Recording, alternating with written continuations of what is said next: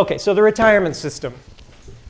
So there's a public part of the retirement system, and there's a private part, okay? And the movie that we saw, that movie about the retirement system, is about the private part, and it's mainly about the employer-provided part of the private part, okay? So let's talk about these different parts. So first is the public part, Social Security, okay? Old age, survivors, and disability insurance, okay? This was enacted in 1935 under the Roosevelt administration. To get Social Security, you need to work. You need to work 40 quarters, which amounts to about 10 years of work, although you could distribute those quarters, over your whole lifetime. So if you work for about 10 years, you'll likely be eligible for Social Security. There's also a program called Supplemental Security Income, SSI. This is a pension program, or it provides pensions for old people, but some other people as well. Provides pensions for old people who did not work enough during their lives to qualify for Social Security, or whose benefits under Social Security are so low because they didn't earn a lot that they're poor, and so they're eligible to get a supplement from SSI as well. Okay? In addition, SSI is a program for people with disabilities. Okay? Oddly enough, and this is, well, you know how we sometimes talk in here about how this is a work-conditioned welfare state? That work is, it's all about work, right? In terms of disabilities, if you have qualified for Social Security and then you become disabled, you will receive Social Security benefits, and they will be fairly generous. Okay? If, however, you don't qualify for Social Security and you become disabled or are born disabled, you will get SSI. And those benefits are not nearly as generous as Social Security benefits. Okay?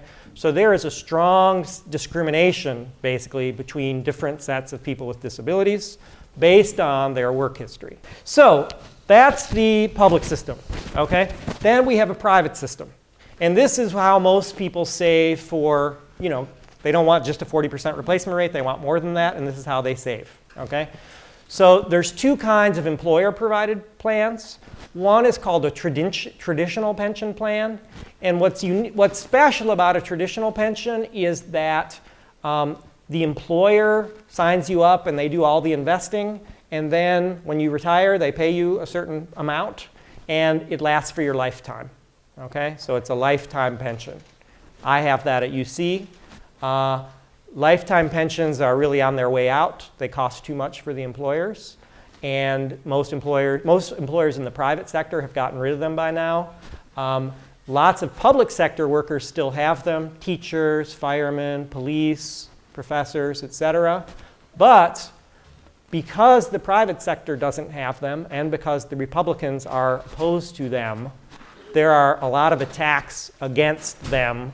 People are basically saying, why should public workers who are funded by me, so I'm a taxpayer, I don't have a traditional pension, and then all these publicly employed people who I pay for have a better pension than me, okay? And so there's a lot of hostility about these pensions.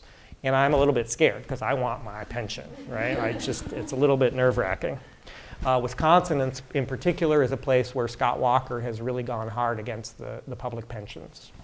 And then a different kind of employer-provided pension is called the 401k. Okay? And in the movie, you'll learn all about this if you haven't already. A 401k is different in that you, the employee, decides how much to contribute to the 401k. And sometimes your employer will match that amount. Okay? Sometimes they'll do a 2-to-1 match. Sometimes they'll do a 1-to-1 match. Sometimes they won't match at all. Okay? So it varies by employer. It's up to the employer how much to match. It's also up to the employer whether they even want to offer a 401k or not. Okay? What's unique about the 401k is basically you're putting money in an account, and the employer may be putting some there as well, and then you have that account and you invest that account, maybe in bonds, maybe in the stock market, etc. And then when you retire, that's what you got, right? If you didn't save enough, tough luck, okay?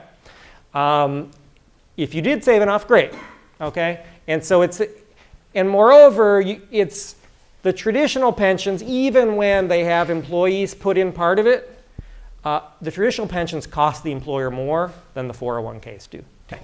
And then lastly are these individual accounts, the IRA and the Roth IRA. And these are basically, this allows you to save for retirement using these special government accounts, but it's not through your employer. Okay?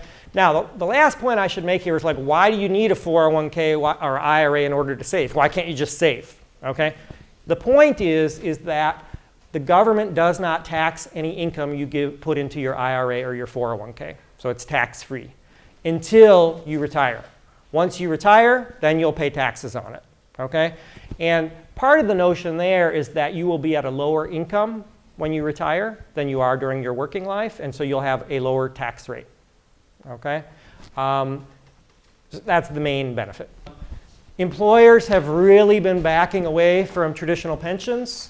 So first of all, only 51, in 1988, only 51% of employees actually even had a pension. Okay? So the majority of employers now don't even offer a pension to their employees. And again, this goes back to that private welfare state that we've talked about. Employers don't have to provide health care. They don't have to provide pensions. Okay? It's their choice. That's gone down to 46%.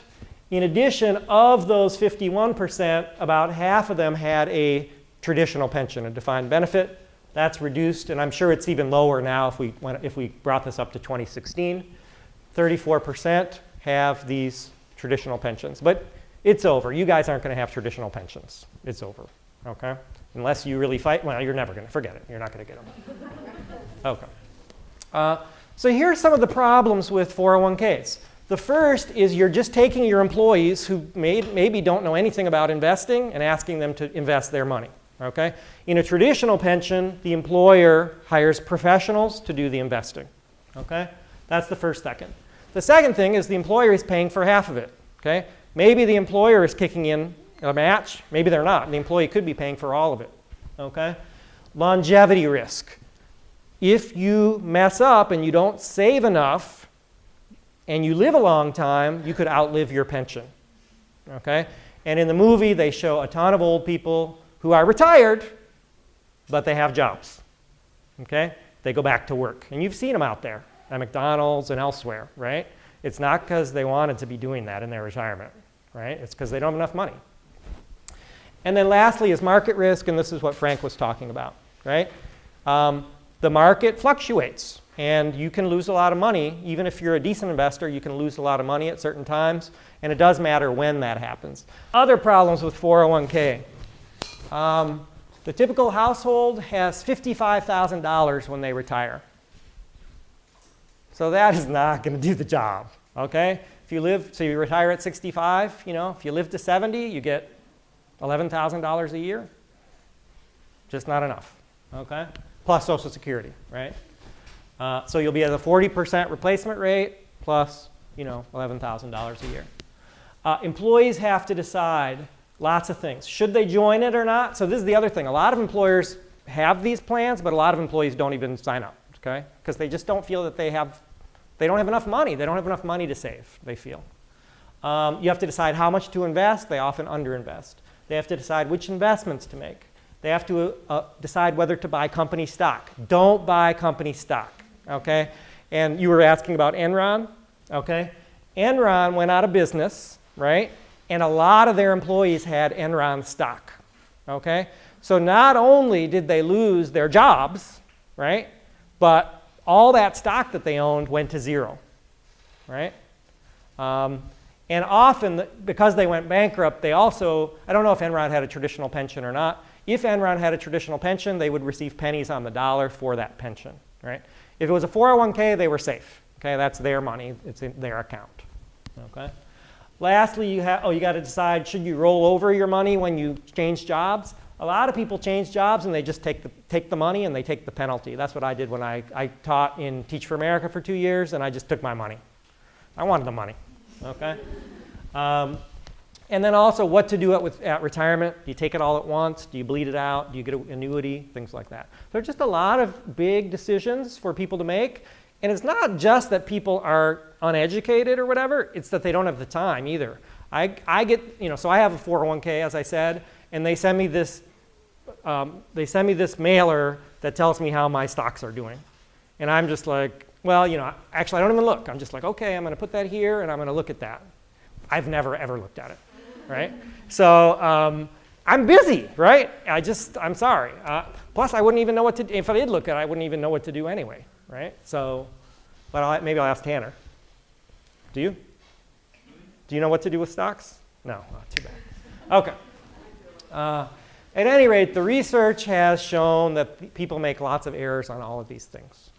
Okay. So you can see I'm a huge fan of the traditional pension, even though it's dying. So a lot of good it's going to do you.